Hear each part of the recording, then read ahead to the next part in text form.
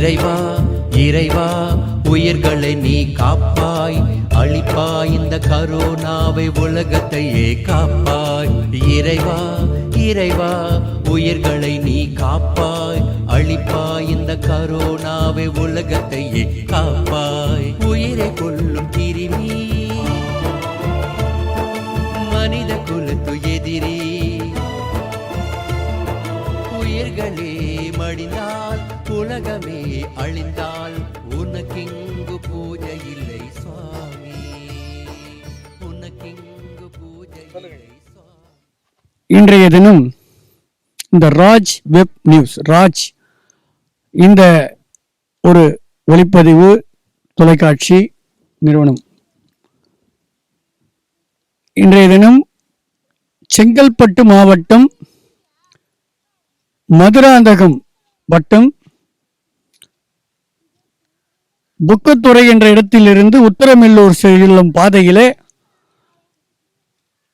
புக்கத்துறையிலிருந்து ஒரு 2 கிலோமீட்டர் தூரத்தில் நடராஜபுரம் என்ற ஒரு இடத்துல இருளர்கள் ஒரு 25 குடும்பங்கள் வசிக்கின்றார்கள்.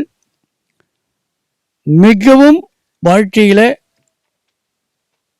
பொருளாதார பிரச்சனைகளை கஷ்டப்படுகின்ற ஒரு குடும்பம். அவர்கள கூட படிக்கணும், பள்ளிக்கு போகணும் அப்படின்னு படிச்ச பிள்ளைகள் இருக்கின்ற போது, அதாவது இலவச கல்வி திட்டத்தை கொண்டு வந்த காமராஜருக்கு தான் நன்றி சொல்லணும். அந்த குழந்தைகளும் படிச்சது அப்படின்ற போது இவங்களுக்கு இந்த உணவு இன்று அளிப்பதற்காக அடியேனையும் அன்பெனும் பிடியில் ஆட்கொண்டு நம்ம செந்தில் அவர்கள் ஐயா அவர்கள் அழைத்து வந்தாங்க. உங்க கையினால தரணும் அப்படின்ட்டு இந்த நிகழ்வுக்கு, இந்த அன்னதானத்தில் பங்கு கொண்டதில் நான் ரொம்ப மகிழ்ச்சி அடைகிறேன், பெருமை அடைகிறேன், மகிழ்ச்சி. எங்களுக்கு நாங்கள் கஷ்டப்படுத்தாலே உதவி செய்கிறீங்க, அது ரொம்ப நன்றி. வடபாதியிலேருந்து சித்தராயி அவர்கள் எங்களுக்கு அன்னதான உணவு கொடுத்தாங்க, அவங்களுக்கு ரொம்ப நன்றி.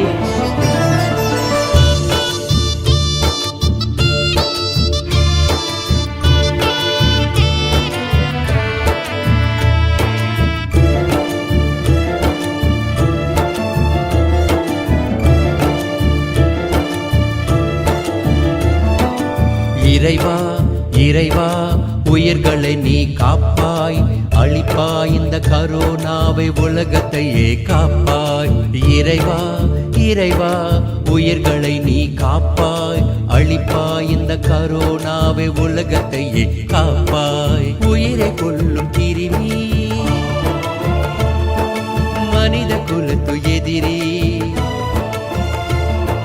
உயிர்களே மடிந்தால் உலகமே அழிந்தால் உனக்கிங்கு பூஜை இல்லை சுவாமி, உனக்கிங்கு பூஜை இல்லை சுவாமி. இறைவா இறைவா உயிர்களை நீ காப்பாய், அழிப்பாய் இந்த.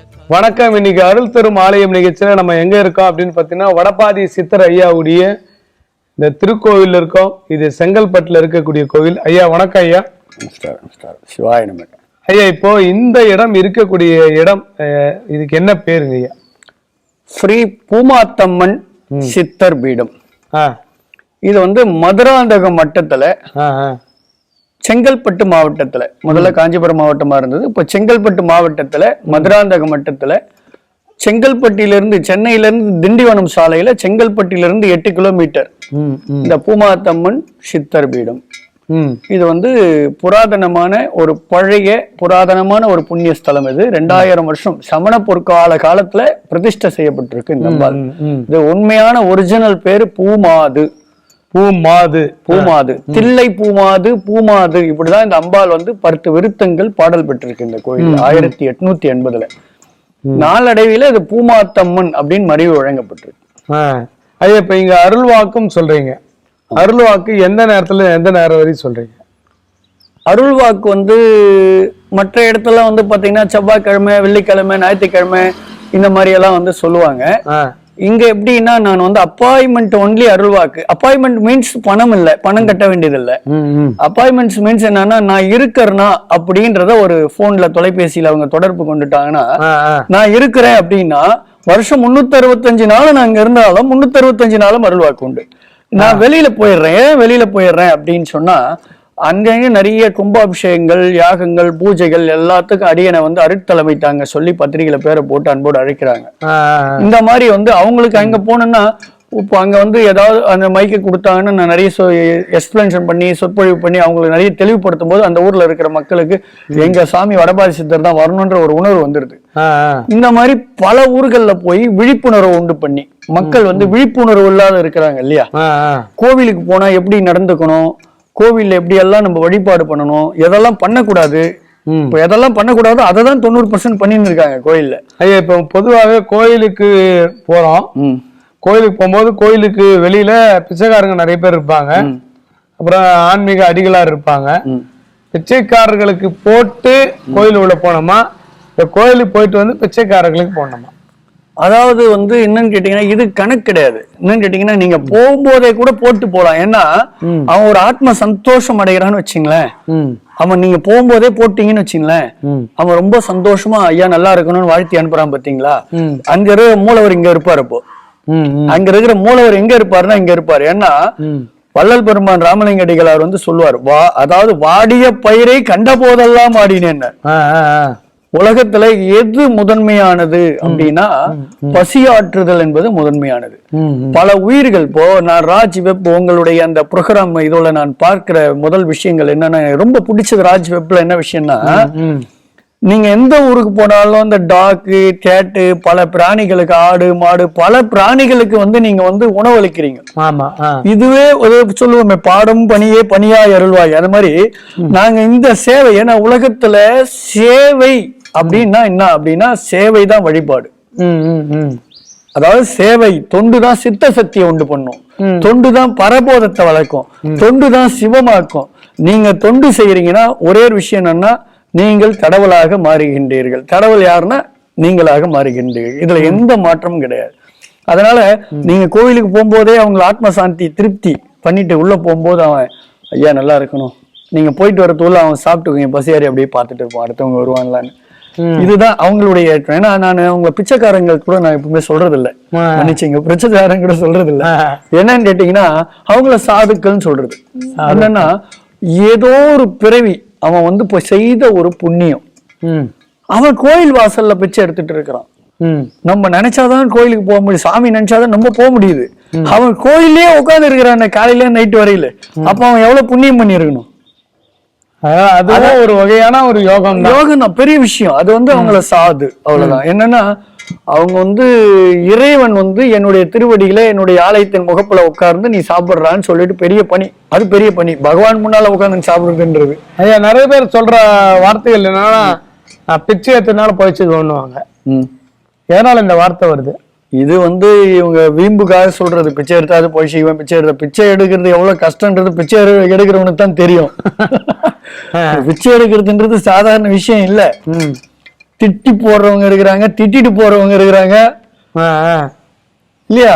ஆமா. அதுல ரெண்டாவது பிச்சைக்காரன் அப்படியே கேவலமா பார்ப்பாங்க.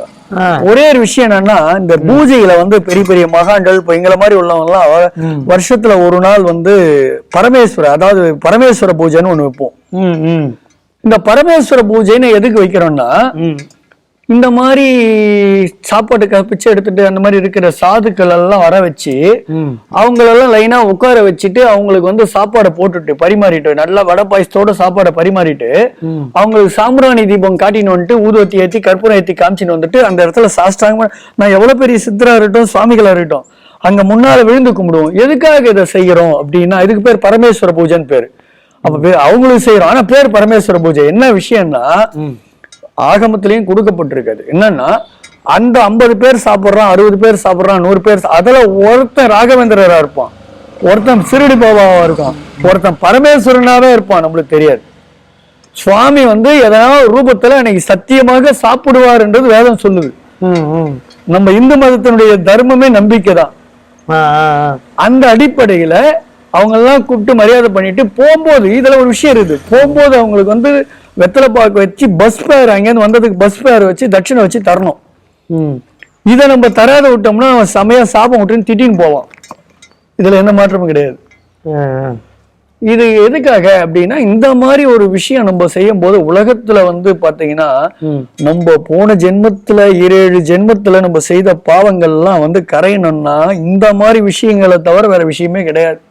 இப்ப 5 ரூபா காசு கொடுத்து டிக்கெட் வாங்கி காசே கொடுக்காம டிக்கெட்டே வாங்காம இலவசமா தரிசனம் பாக்குறவங்களுக்கும் 500 ரூபா 1000 ரூபா பணம் கட்டி விஐபி தரிசனம் பாக்குறவங்களுக்கும் இறைவன் என்ன மாதிரி அருள் பாவிப்பார்? சரியான கேள்வி, யாருமே கேட்காத கேள்வி. அதாவது பகவான் வந்து எதை பார்ப்பான்னா, ஃப்ரீயா வராங்களா இல்ல காசு கொடுத்து வராங்களா, அதிகம் காசு கொடுத்து வராங்களான்னு பகவான் பார்த்துன்னு இருக்க மாட்டான். பகவான் எதை பார்ப்பான்னா, உள்ள வரவன் என்ன எண்ணத்தோட வரான், அவனுடைய உள்ளம்னா அவன் எப்படிப்பட்டவன், அவன் என்ன செயல்பாடுகள்ல ஈடுபட்டு இருக்கான், அவன் எந்த நோக்கத்துல வரான், முதல்ல என்ன சரணாகதி அடைஞ்சு வரானான்றதை மட்டும்தான் பார்ப்பான். அதுல காசு அதிகமா கொடுத்து போறவங்களும் சரணாகதி அடைகிறவங்கள நல்லவங்களா இருப்பாங்க. இப்ப நான் உதாரணத்துக்கு சொல்றேன். ஒரு நான் வந்து பிறருக்காக பிரார்த்தனை பண்ணிட்டு ஏதாவது பண்ணுவேன். அதாவது ஒருத்தர் குழந்தை இல்லைன்னா உடனே அவங்களுக்கு பிறக்காதுன்னு எனக்கு தெரியுது, அருள்வாக்கில் வருது, ஜாதக ரீதியா வருதுன்னா உடனே ஃபைட் பண்ணுவேன் சுவாமிகிட்ட. ஃபைட் பண்ணி அவங்களுக்கு குழந்தை பிறக்கணும், நான் நடந்த திருப்பதி வரேன், நான் நடந்த சமயபுரம் வரேன்னு சொல்லிவிடுவேன். அது மாதிரி நிறைய பண்ணியிருக்கேன். அது 2 வருஷம் அடுத்தவங்களுக்காக 2 வருஷம் முன்னாடி சமயபுரம் நடந்தே போறேன். எனக்கு தெரியாத விஐபி கிடையாது, ஐபிஎஸ் ஐஏஎஸ் அதிகாரி கிடையாது. நான் நினைச்சா எங்க வேணாலும் தங்கத்துக்கு ஏற்பாடு பண்ணலாம், எதுவுமே சொல்லாம போறேன். ஆனா போற வரையில் எனக்கு எல்லா இடத்துலயும் எல்லாம் தங்கறதுக்கு எல்லா ஏற்பாடும் போன் பண்ணி தானே கேட்கிறாங்க. அது மாதிரி நடந்தது. அதே மாதிரி சமயபுரம் போன உடனே எனக்கு காலெல்லாம் பெருசு பெருசா வீங்கி இருக்கு. 8 நாள் நடந்தேன்.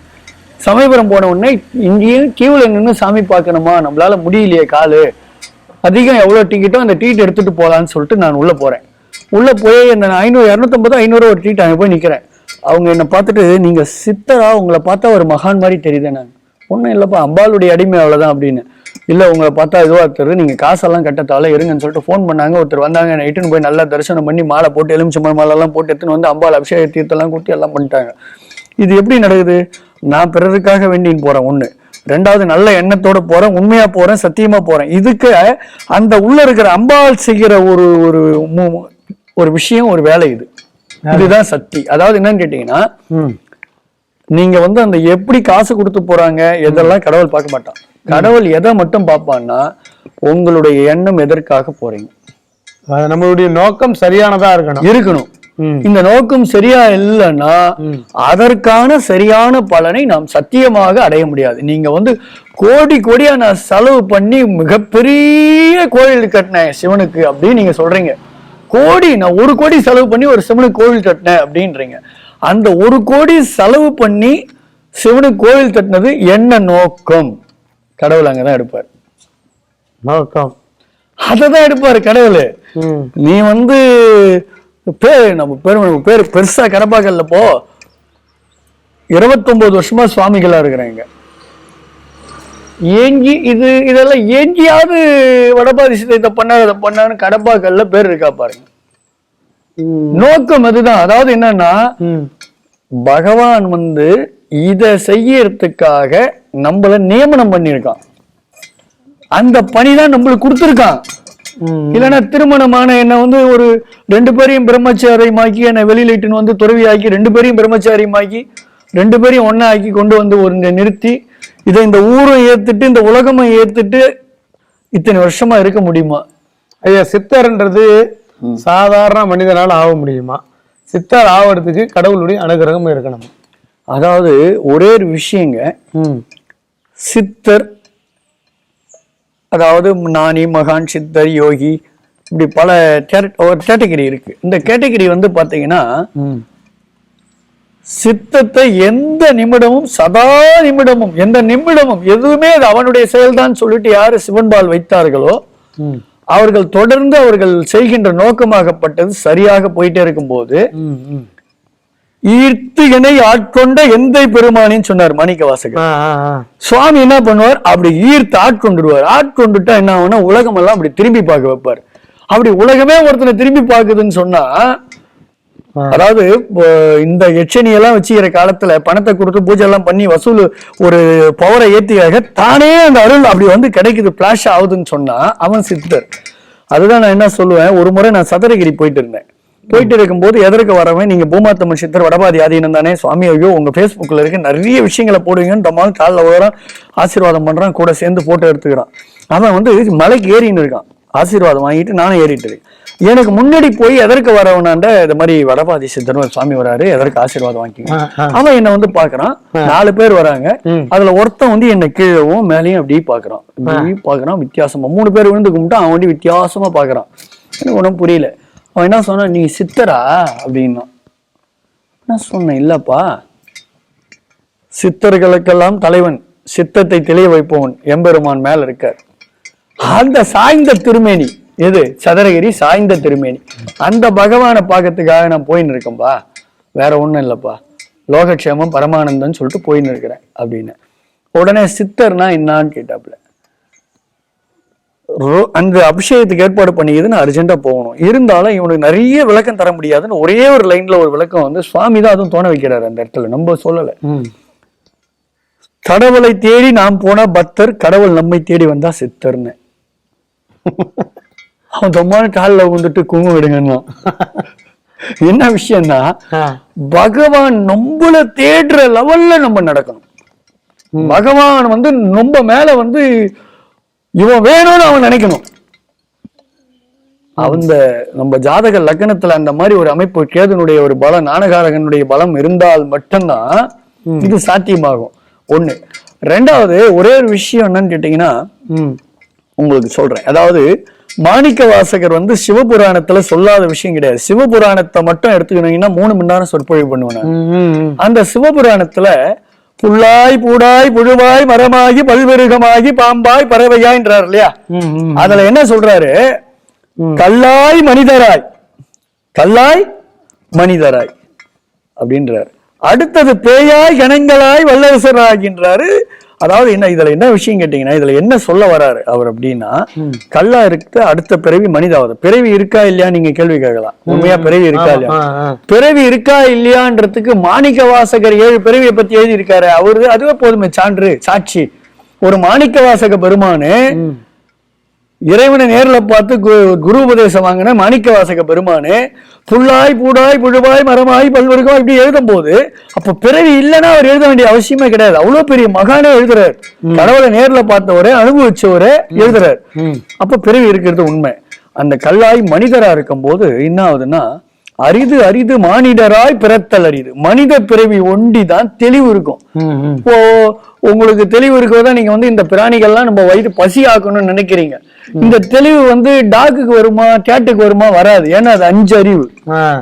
இதை சாப்பிடும்போது அது வந்து கடிக்கும். 5 அறிவு. அது மனுஷனுக்கு கொண்டுதான் இந்த தெளிவு வரும். கடவுளை வழிபடணும், உலக நன்மைக்காக வழிபடணுன்ற உணர்வு எல்லாம் மனுஷ பிறவியில தான் வரும். இதுல எந்த வாழ்க்கும் கிடையாது. இந்த மனித பிறவியில் இறைவன் கொடுத்த வரப்பிரசாதம் இது. அரிது அரிது மானிடராய் பிறத்தல் அரிது நாங்க அவை பிராட்டியார். இந்த அருமையான ஒரு பருவம், இது அருமையான ஒரு நிலை நம்மளுக்கு கொடுத்துருக்காங்க கடவுள். இதை நம்ம சரியா பயன்படுத்தி நேர்மையா உண்மையா சத்தியமா ஒழுங்கா யாருக்கும் எந்த கெடுதலை நினைக்காத உலக நன்மைக்காக நம்ம வாழ்ந்து பரம்பரை சரணாகதி அடைஞ்சோம் சொன்னா ப்ரொமோஷன், ட்ரிபிள் ப்ரொமோஷன் என்ன ஆகலாம்னா தேவராகலாம், முனிவராகலாம், தேவராகலாம். அதாவது என்ன கேட்டீங்கன்னா, இது இடையில வந்து இந்த மனித பிறவியில தவறு பண்ணிட்டோம்னா, மனித பிறவியில தப்பு பண்ணிட்டோம்னா பேயாய் கணங்களாய் வல் அசுரராகி அப்படின்றாரு. பேய் ஆயிடும்ன்றாரு, வல் அசுரன்றாரு. அசுரன் அந்த நாள்ல வந்து அசுரன் தான். இந்த நாள்ல எங்க அசுரன் இருக்கான்னா, ரவுடி பொறிக்குதான் இந்த நாள்ல அசுரன். இந்த நாள்ல அசுரனா எப்படி வருவான்? ரவுடியாவும் பொறுக்கியாவும் கொலைகாரனாவும் கொள்ளைக்காரனாவும் வருவான். அவன் தான் அசுரன். அதனால அவன் என்ன சொல்றாரு, பேயாயிடுவோம், அப்படி இல்ல இறந்து ஆவியாயிடுவோம், அப்படி இல்லைன்னா கணங்களாய் வல்லசுரராகி பூதகணங்க, பேயாய் கணங்களாய் பூதகணங்களாயிடுவோம், வல்லசுரர் ரவுடி பொறுக்கி ஆயிடுவோம்.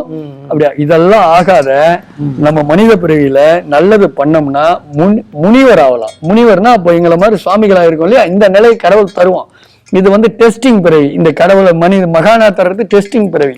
இப்ப இந்த டெஸ்டிங் பிறவில நம்ம தப்பு பண்ணிட்டோம், சபலம் ஏதாவது பண்ணிட்டீங்க, சபல புத்தியில ஏதாவது பண்ணிட்டீங்கன்னா அது வந்து சாபமா மாறும். டி ப்ரமோஷன் ஆகும். முதல் பாயிண்ட் டி ப்ரமோஷன் ஆகும். இது இத்தனை அதாவது முனிவர் ஆகி இருக்கும்போது தப்பு பண்ணிட்டு இந்த பேய் கணம் பூத கணங்கள வல்லரசர் இருக்கு, இந்த நிலைக்கு டி ப்ரமோஷன் ஆகும். டி ப்ரமோஷன் ஆகி மேல மேல பாவங்களை கூட்டி அவனை எடுத்துன்னு போய் நரகத்துல அழுத்தம். அவன் முக்தி அடையவே முடியாது. ஒரே ஒரு விஷயம் என்னன்னா, இந்த காவி அப்படின்றதுக்கு புனிதமானதுன்னு அர்த்தம். இது சாதாரண, இது எல்லாரும் கட்டவே கூடாது. இத கட்டுறதுக்கு ஒரு தகுதி வேணும், இதை நெருங்கிறதுக்கே ஒரு தகுதி வேணும். இந்த தகுதி வந்தால் மட்டும்தான் நம்ம பரம்பொருள் அடைய முடியும். இப்ப இதை கட்டிட்டு தவறு பண்ணிட்டான்னா அதே அவன் இந்த மகானா இருக்கும் போது ராமகிருஷ்ண பரமஹம்சர் மாதிரி, விவேகானந்தர் மாதிரி, ரமண மகரிஷி மாதிரி, சேஷாத்ரி மகரிஷி மாதிரி, நம்ம விசிறி சுவாமி இருக்கு அவரை மாதிரி, இந்த மாதிரிலாம் நம்ம வந்து நம்ம ஒரு உயர்ந்த நல்ல நிலையில இருந்து நல்ல பேரோட இருந்துட்டோம்னா அவங்கதான் தேவராவாங்க, கடவுளாக மாறுவார்கள். ஐயா இப்ப வந்து ஃபர்ஸ்ட் வந்து கடவுளுக்கு அடுத்து யாரு? மகானா சித்தரா? சித்தர்கள்னாலே அவங்க மகான்னால சித்தர்கள் கேட்டகிரி ஒண்ணுதாங்க. இல்லைங்க ஐயா, ஃபர்ஸ்ட் கடவுளுக்கு அடுத்த கேட்டகிரி. கடவுளுக்கு அடுத்தது யாருமே கிடையாது. நல்லா புரிஞ்சுங்க. இருக்கிறதுலயே பரம்பொருள் ஒண்டிதான் உயர்ந்தது, மேன்மையானது. அவங்களுக்கு மேலன்னு ஒண்ணு கிடையாது. அவங்களுக்கு கீழே தான் நாங்கெல்லாம். அவங்களுக்கு கீழே வந்து நிறைய பேர் இருக்காங்களே, சித்தர்கள் இருக்காங்க, மகான்கள், முனிவர்கள். அதாவது மகான்றது என்ன விஷயம்னா, ஐஏஎஸ் ஐபிஎஸ் இருக்காங்க. ஐஏஎஸ் ஐபிஎஸ் யாரா இருந்தாலும் கெஜெட்டட் தான். டாக்டர் யாரா இருந்தாலும் கெஜெட்டட் தான். இந்த கெஜெட்டட்ன்றது தான் இந்த மகான்றது. இந்த மகான்றதுனாலே கெஜெட்டட் ரேஞ்ச் அவங்க மகான்னாலே. அது ஒரு கெஜெட்டட் ரேஞ்ச். அது ஒரு இது, அது அவ்வளவுதான். இதுல சித்தர்கள் வேற, முனிவர்கள் வேற, ரிஷிகள் வேற. சித்தர்கள்னா யாருன்னா, இந்த கலியுகத்துல சாதாரணமா கூட உலாவின்னு இருப்பாங்க. இப்ப இருக்கிற சித்தர்கள்லாம் பேண்ட் ஷர்ட் போட்டு கூட நல்லவங்களா இருப்பாங்க, சித்தர்களா இருப்பாங்க, உலாவிட்டு இருப்பாங்க. இப்ப கண்டுபிடிக்க முடியாது, சுத்திட்டு இருப்பாங்க. ஆனா முனிவர்கள் அப்படின்னா இந்த கேட்டகரி கிடையாது. முனிவர்கள்னா ஊர்ல இருக்க மாட்டாங்க, காட்டுல மட்டும்தான் தவத்துல இருப்பாங்க. ரிஷிகள் அப்படின்னா அவங்க மேல் லோகத்துல ஒண்டிதான் சுத்திங்க இருப்பாங்க. நம்ம நாரதர் மாதிரி. அவங்க கீழே வேலை கிடையாது. நல்லா புரிஞ்சுங்க. முனிவர்கள் காட்டிலேயே இருப்பாங்க. அதாவது ரிஷிகள் மேல் உலகத்திலேயே இருப்பாங்க. சித்தர்கள் அப்படின்னு சொல்லப்படவன் தான் நார்மலாக எந்த ரூபத்திலையும் டாக்கு கூட ஒரு சித்தரா இருக்கும், வாழ்ந்துட்டு இருப்பாங்க. அதாவது உருவமாவும் ஜீவராசிகளாவும் சித்தர்கள் இருக்காங்க, நிச்சயமா இருக்காங்க. உதாரணத்துக்கு ஒண்ணு சொல்றேன். இந்த ஆத்தூரோட பாதின்ற ஊருக்கு நம்ம இப்ப போறோம். அடுத்தது அந்த ஊர்ல இருக்கிற சிவன் கோவில்ல ஆராதனை பண்ணாலோ மணி அடிச்சாலோ 3 நாய்ங்க 2 நாய்ங்க எதிர்க்க உட்காந்துன்னு அது ஓம்ன்ற மாதிரி ஒரு ஒளியை கொடுக்கும். அப்ப அது யாரு? நல்ல விஷயம், நல்லா புரிஞ்சுங்க. ராமகிருஷ்ண பரமஹம்சர் என்ன சொல்றாருன்னா, உள் உணர்வால் இது இறைவனுடைய செயல் என்று எவன் உணர்கின்றானோ அவன் தான் இறைவனை பேச முடியும், இறைவனை காண முடியும்ன்றார்.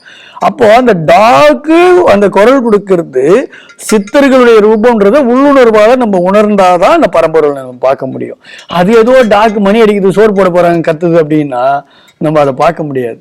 கடவுளுடைய நம்பிக்கை என்பதும் கடவுளுடைய இதுன்றதும் உணர்ச்சி பூர்வமானது, உணர்வு பூர்வமானது, நம்பிக்கை பூர்வமானது. அதாவது நம்ம தான் திடமாகும். நீங்க போய் ஒரு கோயில்ல நின்றுட்டு நீங்க மட்டும் உங்க எல்லாத்தையும் சாமிகிட்ட சொல்லி பேசிட்டு நின்னீங்கன்னா நீங்க நினைக்கலாம், இப்படி எல்லாம் நம்ம பேசினா அவன் நம்மள அவனா வர பைத்தியம் நினைச்சிட போறான்னு சொல்லிட்டு நினைக்கலாம். அவன் நினைப்பு நம்மளை காப்பாத்தாது. ஆனா நீங்க இங்க சுவாமிகிட்ட பேசுறீங்க பாத்தீங்களா, டெய்லி வந்து நீங்க பேச ஒரு நாள் சுவாமி பார்க்கும், இவன் தான் டெய்லி சொல்லிட்டு போறானேன்னு பார்க்கும். சத்தியமாக அதுக்கு பலனை தரும், எந்த மாற்றமும் கிடையாது. திடமாயிடும். சுவாமிக்கு நம்மளுக்கும் உள்ள பாலம் பாம்பன் பாலம் மாதிரி ஆயிடும், அப்படியே திடமாயிடும்.